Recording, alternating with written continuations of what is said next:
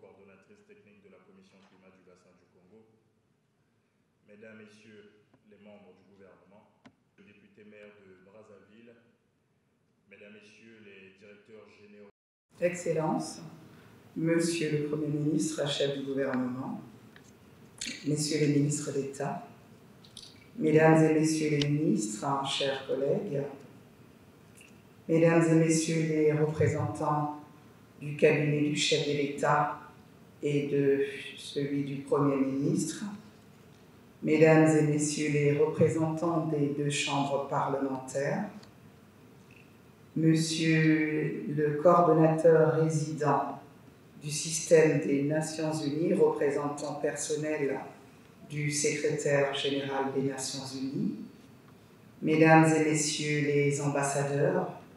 Mesdames et Messieurs les représentants des agences du système des Nations Unies, Mesdames et Messieurs les représentants des organisations nationales, internationales, patronales et syndicales en République du Congo, Mesdames et Messieurs les représentants de la société civile, Mesdames et Messieurs, distingués invités. Avant de livrer mon propos, je voudrais vous exprimer, Monsieur le Premier ministre, chef du gouvernement, mes plus vifs remerciements pour l'honneur que vous nous faites aujourd'hui en rehaussant par votre présence la cérémonie de lancement des consultations nationales pour le sommet des trois bassins qui se tiendra à Brazzaville du 26 au 28 octobre 2023. Mes remerciements s'adressent également à vous tous, distingués invités, d'avoir accepté de consacrer un moment de votre agenda pour prendre part à cette cérémonie. C'est là l'illustration de l'intérêt que vous manifestez pour les questions de biodiversité, de climat et de l'environnement. Excellences, Mesdames et Messieurs, comme vous le savez, les consultations nationales s'inscrivent dans le cadre de la préparation d'un sommet historique pour notre pays, pour les pays du Sud, mais également pour la planète tout entière. Placé plutôt avec, devrais-je dire, le soutien de l'Organisation des Nations Unies, comme rappelé tout à l'heure par le coordonnateur résident du système des Nations Unies en République du Congo, le sommet des trois bassins pour la préservation et la restauration des plus grands poumons verts de la planète répond à trois objectifs principaux. La promotion de la coopération scientifique et technique, le renforcement des capacités et l'accroissement de l'influence dans les forums multilatéraux en faveur de la défense de l'environnement. L'établissement d'une gouvernance mondiale efficace pour gérer les défis environnementaux, climatiques et de biodiversité à l'échelle planétaire. L'élaboration d'une stratégie commune visant à stimuler les projets d'investissement pour lutter contre le changement climatique et l'érosion de la biodiversité. À cette occasion, la gouvernance régionale et mondiale des écosystèmes, les investissements pour la biodiversité et le climat, ainsi que les mécanismes de financement innovants, en particulier le marché du carbone souverain, seront au cœur des discussions. Excellences, Mesdames et Messieurs, le sommet de Brazzaville est désormais inscrit dans l'agenda international du climat et de la biodiversité. Aussi, comme tout événement de cette envergure, son organisation s'articulera autour de 3 sessions. Une session technique le 26 octobre, une session ministérielle le 27 octobre et un segment de haut niveau le 28 octobre. Conformément aux recommandations de son Excellence, Monsieur le Président de la République, chef de l'État de la République du Congo et président de la Commission climatique du bassin du Congo, son Excellence Monsieur Denis Sassou Nguesso, relative à l'inclusion, il a insisté à l'inclusion et à la participation citoyenne à la décision.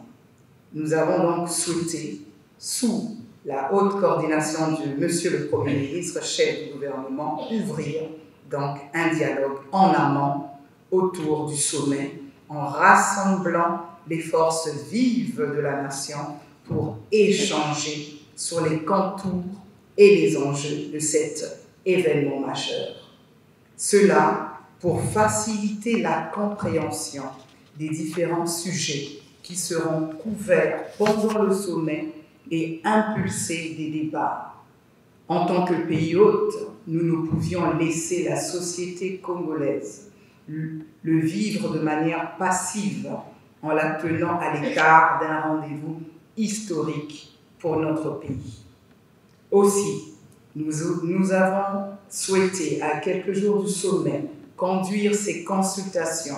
pour vous donner l'occasion de vous imprégner des enjeux et vous inviter à réfléchir collectivement en vue de développer une vision commune et un consensus autour des questions clés inscrites à son programme.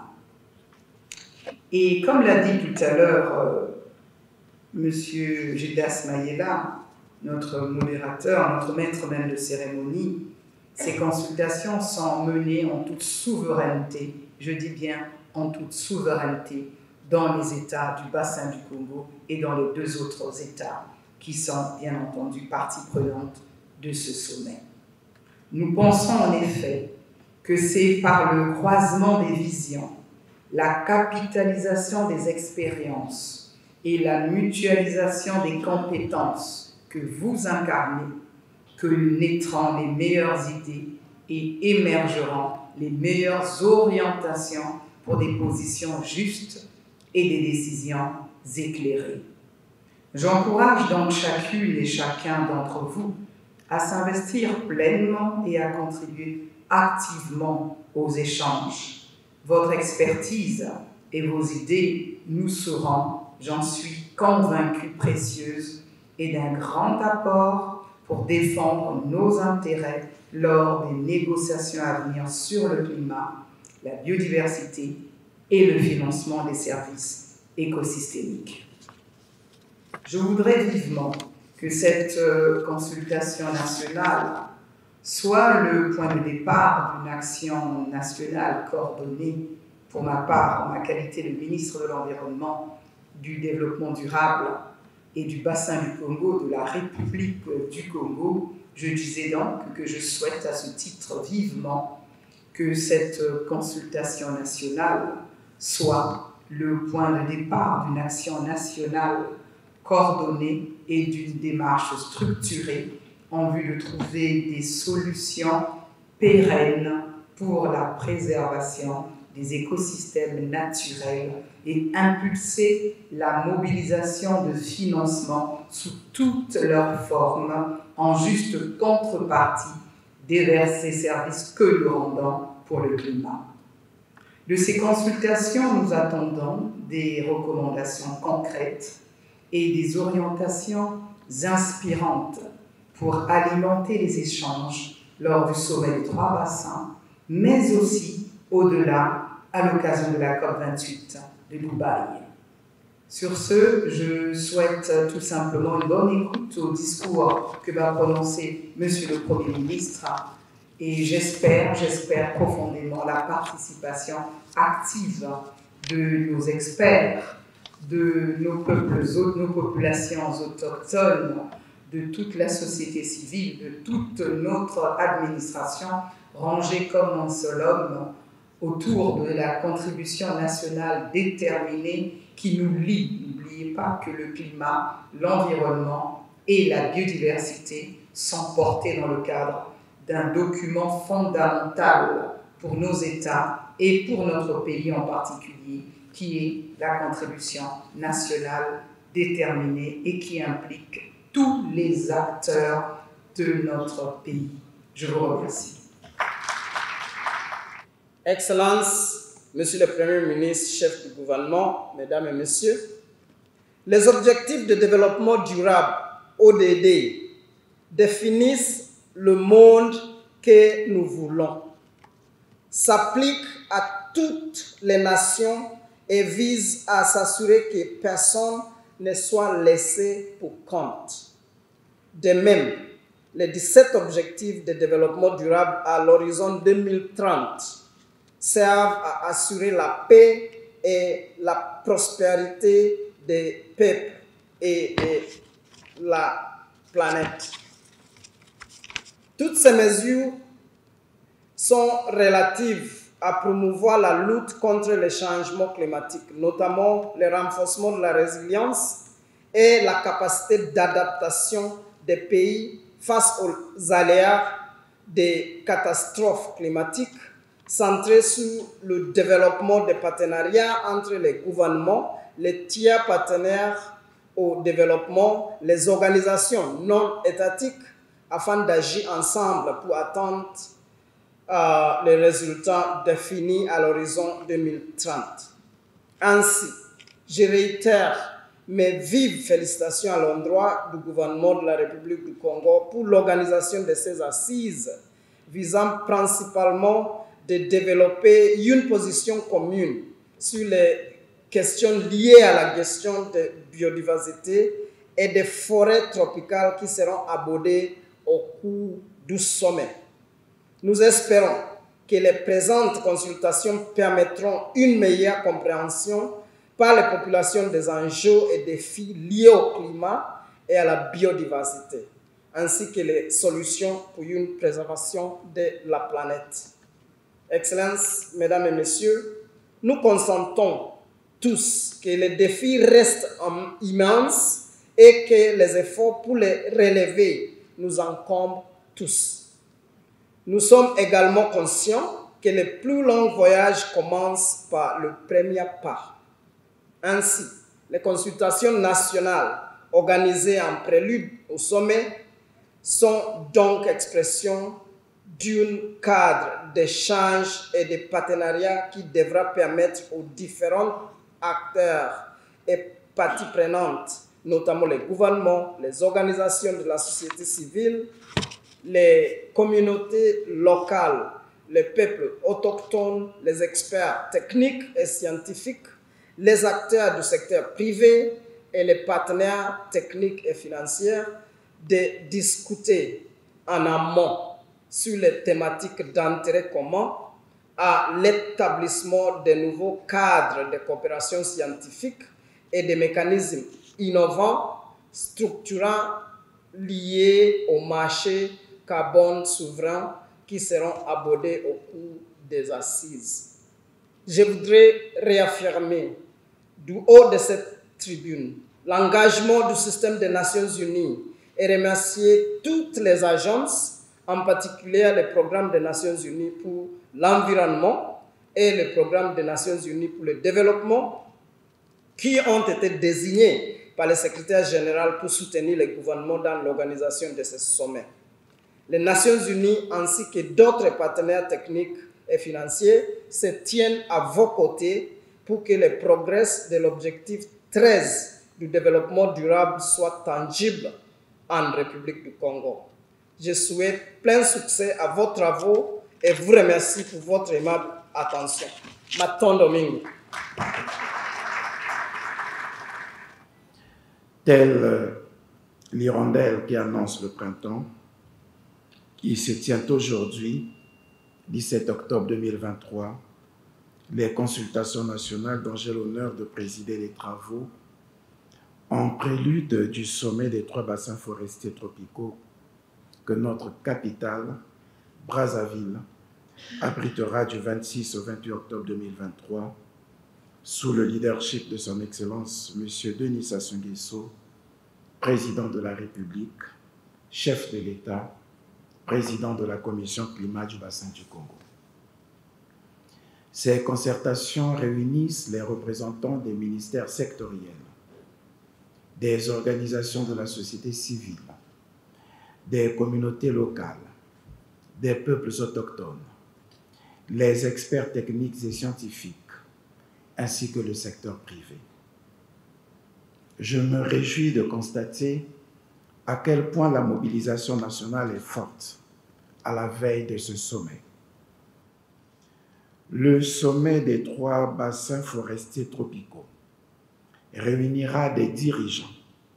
des décideurs publics et privés, des experts, des représentants de la société civile et des partenaires clés du monde entier autour des enjeux de conservation de la biodiversité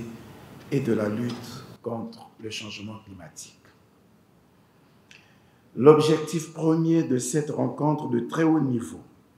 est de relancer la réflexion initiée il y a de cela 12 ans entre les États forestiers tropicaux au fin de parvenir un jour à une alliance mondiale pour une gestion plus concertée des écosystèmes de biodiversité et des forêts tropicales. Le sommet de Brazzaville a pour ambition de formaliser une véritable coopération sud-sud en faveur de la biodiversité et du climat au travers d'une gouvernance mondiale pour la gestion des écosystèmes forestiers tropicaux et la stimulation de l'investissement pour le climat et la biodiversité. C'est dire à quel point l'ambition de ce sommet est élevée à la hauteur des défis qui se posent à notre planète. Distingués invités, mesdames et messieurs, considérés comme des réservoirs génétiques, poumons verts et puits de carbone, les écosystèmes forestiers des 3 plus grands bassins tropicaux constituent un espace d'avenir pour la planète. Il est en effet scientifiquement établi et mondialement reconnu que les écosystèmes forestiers naturels tropicaux jouent un rôle clé dans la régulation des équilibres écologiques globaux et que la majeure partie de la biodiversité terrestre de la planète se trouve dans ces espaces, offrant ainsi à l'humanité des services écosystémiques clés. Ainsi, les écosystèmes de ces 3 bassins forestiers font partie intégrante des solutions sur lesquelles travaille la communauté internationale pour faire face aux défis climatiques actuels et futurs. Une communauté internationale qui est engagée depuis près de 2 décennies dans des débats difficiles pour trouver des réponses consensuelles en vue de faire face au changement climatique et où s'opposent impératifs climatiques, souveraineté étatique et intérêts économiques nationaux. Toutefois, pour préserver cette richesse naturelle et assurer son avenir, la collaboration et la coordination, tant au niveau national, régional que global, est un impératif. Cette collaboration doit être efficace, bénéfique à tous et y apporter des réponses aux défis que nous rencontrons. Aussi, plus que jamais, l'Alliance Sud-Sud des 3 bassins que nous appelons de nos vœux a-t-elle vocation à prendre en main de manière juste et souveraine le débat international sur le capital économique, financier et écologique de nos pays. Voulu et porté par le premier écologiste du Congo et l'un des pionniers mondiaux en la matière, son Excellence le président Denis Sassou Nguesso, le sommet de Brazzaville a pour ambition de porter le débat de manière coordonnée et collective pour que les mécanismes internationaux innovants puissent bénéficier directement aux économies nationales en contrepartie des services rendus à la planète. Nous sommes alors convaincus que pour saisir les opportunités et relever les défis, nous devons, dans un esprit de partenariat entre pays forestiers, faire avancer la coopération sud-sud dans les débats internationaux sur ces questions pour tirer le meilleur profit de nos richesses naturelles. Mesdames et messieurs les membres du gouvernement, monsieur le coordonnateur résident, distingués invités, chers participants, au regard de ce qui précède, vous comprendrez le souhait du gouvernement de la République de conduire des consultations nationales en amont du sommet, en vue de partager et de recenser les préoccupations de toutes les forces vives de la nation sur les sujets à débattre lors du sommet. L'objectif de cette démarche étant de stimuler un dialogue national inclusif sur ces questions, avec le souci constant d'inclure la société congolaise dans la préparation et le déroulement du sommet et des enjeux qu'il porte. De ces consultations, nous entendons obtenir les résultats suivants. Développer et nourrir une vision nationale partagée sur la gestion des écosystèmes naturels, le changement climatique et la biodiversité. Informer les acteurs nationaux sur les opportunités de développement d'activités porteuses et les financements innovants en vue de tirer les meilleurs bénéfices sociaux et économiques de la gestion durable des écosystèmes et de la biodiversité. Faire connaître les préoccupations et les besoins des différentes couches de la population, plus particulièrement les jeunes, les femmes et les groupes marginalisés. Enfin, développer une influence et devenir une force de proposition régionale et internationale pour renforcer le positionnement du pays dans les différents cercles de négociation et de débats internationaux en vue de défendre nos intérêts et ceux de nos populations. Au terme de ces consultations nationales,